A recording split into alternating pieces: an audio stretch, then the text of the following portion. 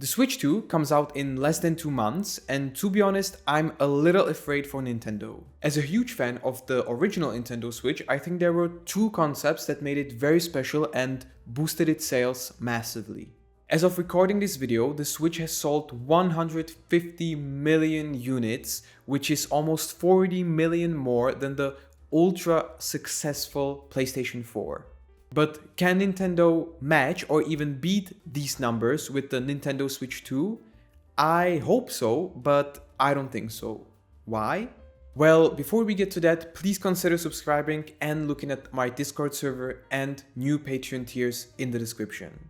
Let's start with the first concept, which is now much less important than it was when the original Switch came out. Still, I feel like Nintendo is betting on it more than it should, and that is third-party game support. In the world of Steam Decks and Lenovo Legion Pros, there are many devices that allow you to play PC games on the go.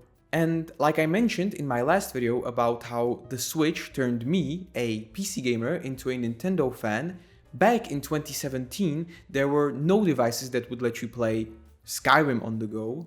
That alone made the Switch super interesting to me. But now, there are tons of handhelds for PC gamers that in the long run will be much cheaper because you can install Steam games on it and the Steam sales are much better than the Nintendo Store sales. Plus, the support for new games is actually guaranteed because they can run the same software you run on your normal PC.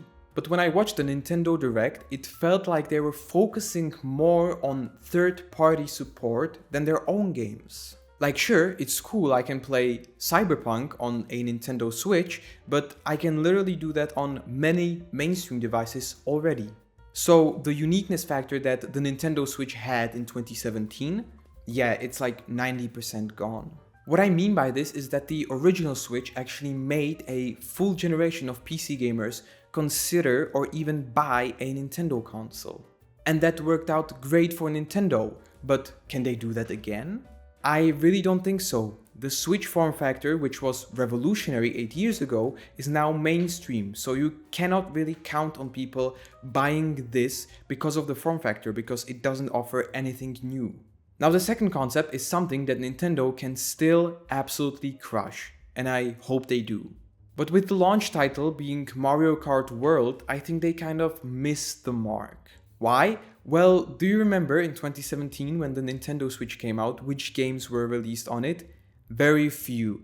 But there is one that you surely know of. The Legend of Zelda Breath of the Wild. Sure, it also came out on the Wii U, but because nobody cares about the Wii U, it's considered a Switch game.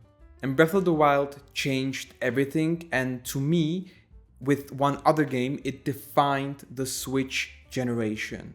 New art style, a true open world game filled with stuff to do and with many dungeons. It's considered by me and by many people to be the perfect game.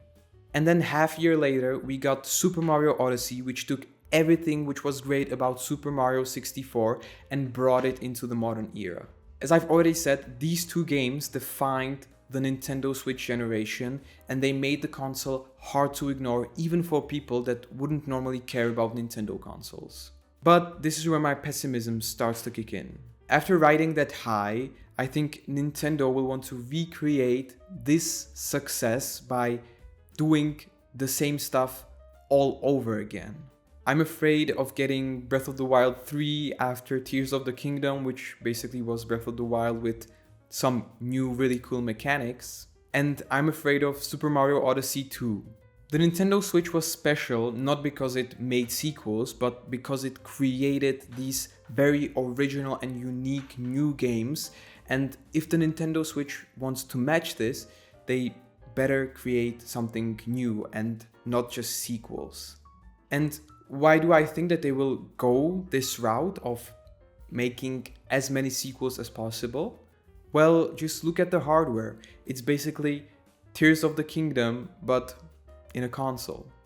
Now, I'm hopeful that the new Donkey Kong game will be the game for the Nintendo Switch 2, but looking at, for example, at the Mario Kart World, I just see more of the same, just a little better.